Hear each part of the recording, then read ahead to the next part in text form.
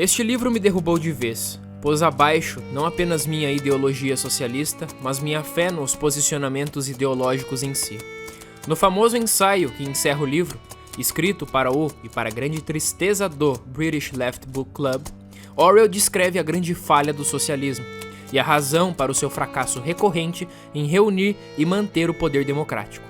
Orwell diz essencialmente que os socialistas, no fundo, não gostam dos pobres, eles tão somente odeiam os ricos. A ideia me atingiu em cheio. A ideologia socialista servia para mascarar o ressentimento e o ódio gerados pelo fracasso.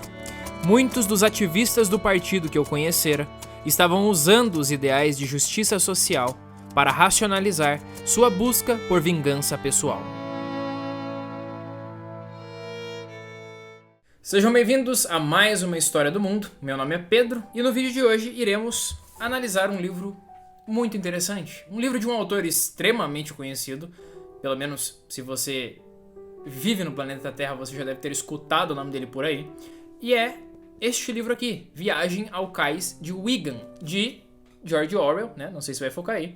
George Orwell. Então, conhecemos Orwell, inclusive temos vídeos aqui no canal sobre isso, por suas grandes obras, como 1984 e A Revolução dos Bichos, o Animal Farm, depende da tradução, o livro fica com 1000 nomes diferentes, mas conhecemos Orwell então como essa figura que é um mestre da distopia, né? E biograficamente George Orwell é alguém extremamente interessante.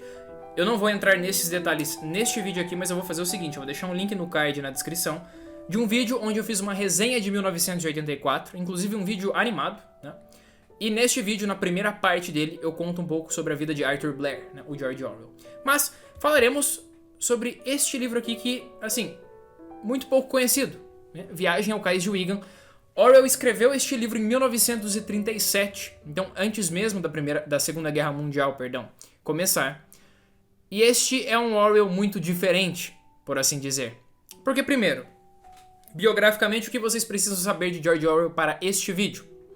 Vocês precisam saber o seguinte: Orwell foi um socialista, né? Foi um socialista, membro do Partido Socialista, só que passou por transformações, né? Por um processo de amadurecimento, por assim dizer, inclusive lutou na Guerra Civil Espanhola, etc., mas começou a perceber os exageros e as falsas narrativas e o totalitarismo, em suma, que resultou, né, a grande União Soviética, essa grande experiência socialista, que uns dizem que nunca foi o socialismo de verdade, outros dizem que foi, enfim, não vamos nos perder isso. Mas então, ele escreveu este livro em 1937 e era um George Orwell socialista, né, assumidamente. O livro se trata de uma crítica e de uma apresentação da realidade das camadas mais baixas da Inglaterra para os socialistas de seu tempo.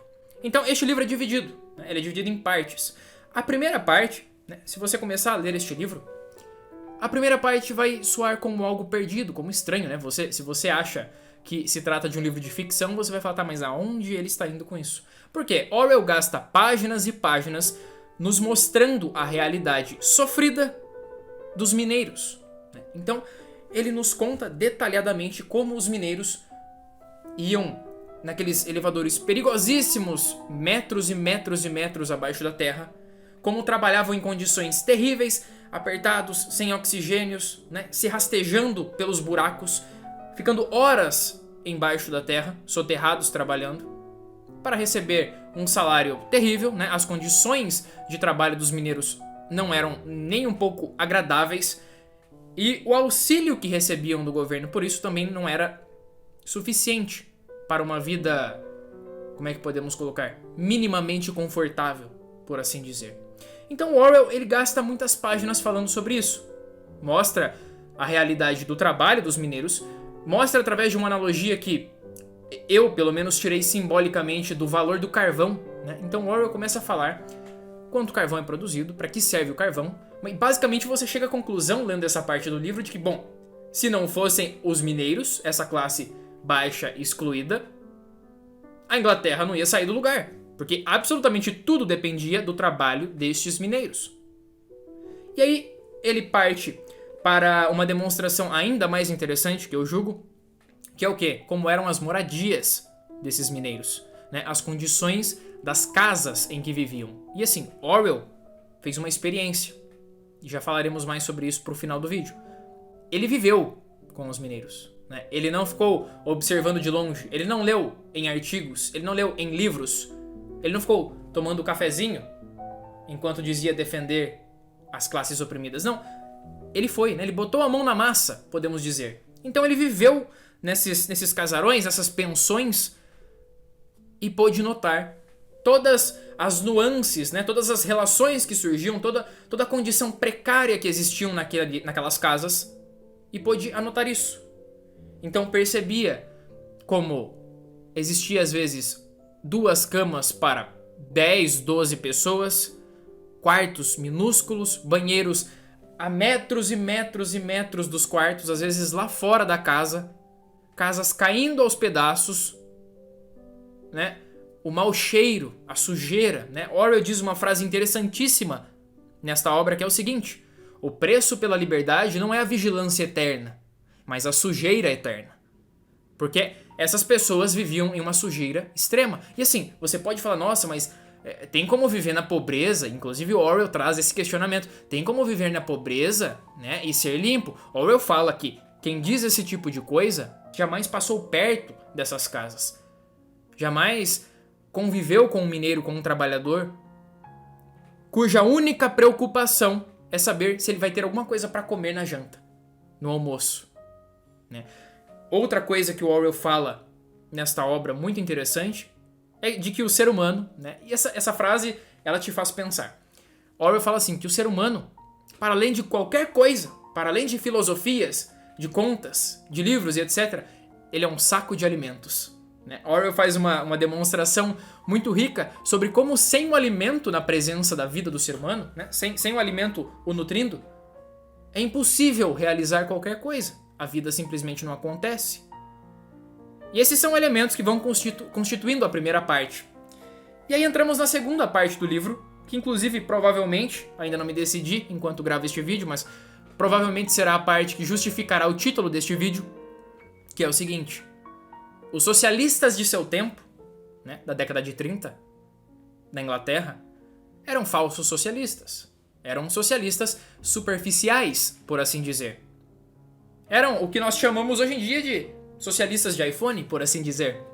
Então ele começa analisando as divisões de classes que existem na Inglaterra e que são inclusive perpetuadas pelos socialistas, pelos políticos que dizem defender essas classes mais baixas. E aí ele começa a analisar alguns absurdos que surgem dos políticos socialistas e das organizações socialistas perante essas camadas mais baixas, né? Por exemplo, uma coisa que me fez rir enquanto eu li o livro, ele disse que uma vez se deparou com um curso de administração econômica sendo oferecido para classes baixas, lá nos subúrbios, né? E aí o Orwell disse, poxa vida, mas essas pessoas não têm dinheiro para comer bolacha no almoço. Que diacho vai servir um curso de administração econômica para essas pessoas? Então, são essas políticas totalmente descoladas da realidade verdadeira que existem e que nós percebemos também no nosso país, hoje em dia, né? São grandes propostas que surgem na Câmara e no Senado e no fim das contas você percebe que o pobre, que realmente está no fim da linha, não recebe quase nada. E assim, pessoal, eu sei que quem me acompanha aqui deve estar falando, nossa, o Pedro entrou pro PCdoB, né? Mas não. Percebam que este livro faz uma crítica muito importante ao socialismo, sim, mas também à mentalidade burguesa, que é algo extremamente porco, né? Falaremos, e já me cobraram sobre isso, falaremos sobre a mentalidade burguesa neste canal, porque é um dos grandes venenos da nossa sociedade. Então Orwell critica, obviamente, a classe burguesa, né? A classe capitalista que vai, no fim das contas, explorar aqueles mineiros em sua realidade, mas ele gasta muito mais as suas energias atacando esses socialistas, porque, na teoria, né, eram eles quem iriam defender estes mineiros e essas camadas mais baixas. Mas o Orwell percebe então que essa divisão de classes, na verdade, é algo preservado pelos socialistas e percebe que não acontece mudança alguma, né? Não tem mudança palpável ali acontecendo. As prefeituras continuam mantendo aqueles benefícios, mas jamais visam algo maior, algo além, romper essa barreira. Outra coisa que o Orwell diz, que aí vem a falsa moral socialista, do socialista, que é o seguinte, né? O Orwell viveu com essas pessoas. E assim, ele mesmo admite que ele foi criado em uma classe média mais ou menos, ele disse, então teve boas condições, e ele preservou alguns comportamentos, diz ele, de sua classe. Né?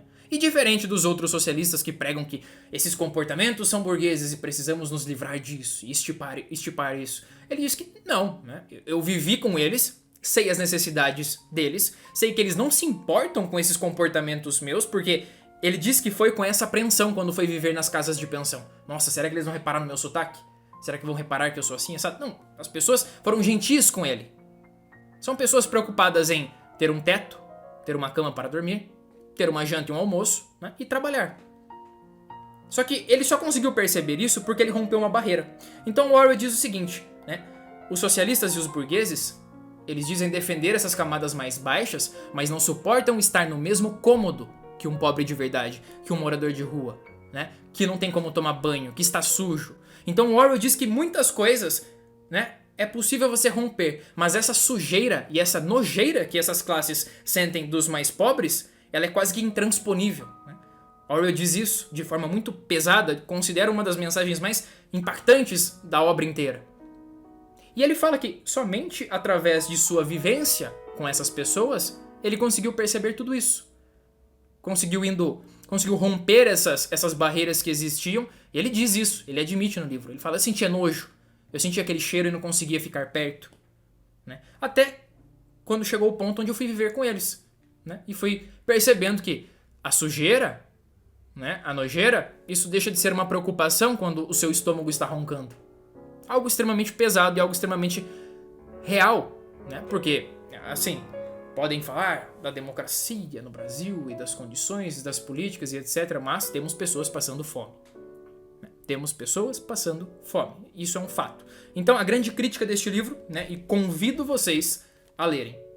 Né? Eu sei que o Orwell da ficção é um gênio, e concordo, mas leiam este livro.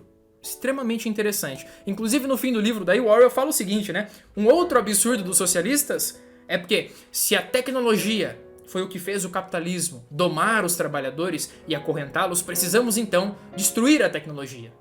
Né? E o Orwell acha isso um absurdo e uma idiotice. Isso me lembra até o movimento ludista, né, que iria destruir as máquinas enquanto a Revolução Industrial estava indo para frente. Orwell diz o seguinte, não, a tecnologia ela sempre irá para frente, ela irá evoluir. E nós, que estamos falando aqui que devemos destruir as máquinas, a gente não ia aguentar ir até o outro quarteirão sem pegar um táxi.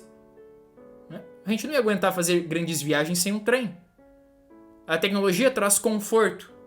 Então, estes políticos que dizem que a tecnologia está escravizando, eles iriam retirar o pouco de conforto que as classes baixas têm, eles iriam manter aquele conforto que eles possuem, né? Enquanto os outros que se lasquem. Então ele enxerga que existem muitas e muitas hipocrisias nas políticas socialistas de seu tempo. E vejam, tudo isso, né, inevitavelmente a gente encontra nos nossos tempos. Né? O que mais existe por aí é discurso hipócrita. O que mais existe por aí é político dizendo que protege os interesses das classes mais baixas, enquanto ele ganha 40, 45 mil por mês, come lagosta no almoço, né? E sente nojo, esse nojo intransponível que o Orwell fala quando ele chega perto de um pobre de verdade. Então todo esse discurso é destruído pelo Orwell. Né? Alguém que, no fim das contas, defendia uma solidariedade, defendia, né, cuidar do próximo, entender que existe um outro ser humano. Então fica aqui o meu convite, leiam Viagem ao Cais de Wigan, né? E é o seguinte, né, esse livro foi publicado pela Vídeo Editorial, o canal aqui é parceiro, eu vou deixar um cupom que vocês ganham desconto, né, se comprarem este livro com o meu código. E também tem outras editoras que vocês também ganham desconto de literatura, livros sobre religião, enfim, vai estar listado tudo aqui embaixo. Se você chegou aqui pela primeira vez, se inscreva no canal, né? Aproveite todos os outros vídeos e resenhas que eu faço por aqui. Se inscreva, compartilhe, deixe seu comentário, né? Se você já leu o livro, deixa aqui, eu quero saber o que você achou, porque esta é uma obra relativamente nova no mercado editorial brasileiro, então não temos tanto debate sobre ela, pelo menos por enquanto. E também outra coisa que eu vou deixar aqui na descrição, né? No começo do ano eu lancei lá no Instagram o meu curso sobre como cultivar uma vida de leitura. Então basicamente nesse curso eu ensino tudo que eu sei até hoje sobre leitura. como anotar, as questões relacionadas à memória, as técnicas de leitura, enfim, tudo isso. Deixarei aqui embaixo, vocês podem dar uma olhada, caso interesse, né? Este curso e tudo que eu ensino ali é como eu analiso as obras e como eu estudo. Então eu espero que tenham gostado deste vídeo e espero vocês na próxima História do Mundo. Até lá!